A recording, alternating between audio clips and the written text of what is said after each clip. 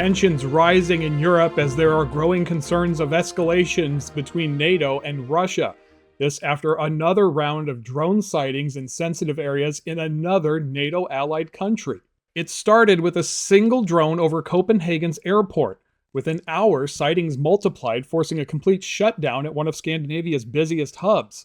Officials are calling this a hybrid attack.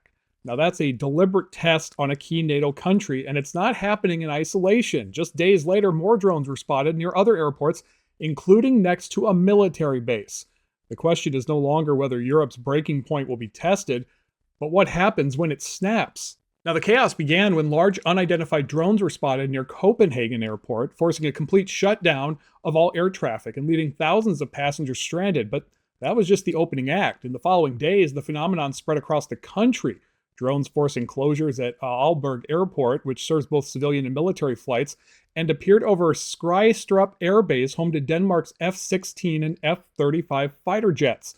Now, the operators were skilled, evading detection and prompting Denmark's defense minister to call it a hybrid attack, and that they believe it was orchestrated by a professional actor. The message was clear: these aren't hobbyists. Prime Minister Mette Frederiksen called it the most serious attack on Danish critical infrastructure to date. A founding member of NATO was being deliberately and openly tested. Now, no one is saying that this attack has ties to Russia, but obviously the insinuations are there because this fits a clearly disturbing pattern. Drone incursions coming after a string of recent provocations against other NATO members, from airspace violations to GPS jamming over the Baltic Sea. Danish officials have not formally connected Russia to this attack, but admitted they're not ruling them out. The Kremlin denying involvement, but for many, the tactics align perfectly with Russia's established playbook.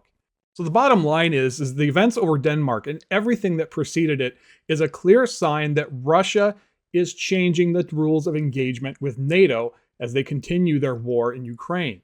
The front lines are no longer just on distant battlefields, they're in cyberspace and in the skies above European cities.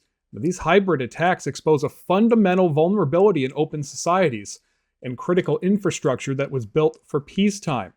The NATO alliance is now being forced to adapt in real time, with some members discussing a drone wall in order to counter this specific threat.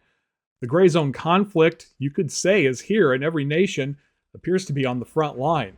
So what do you think NATO's response should be, as there are growing fears that this could lead to a hot war with Russia?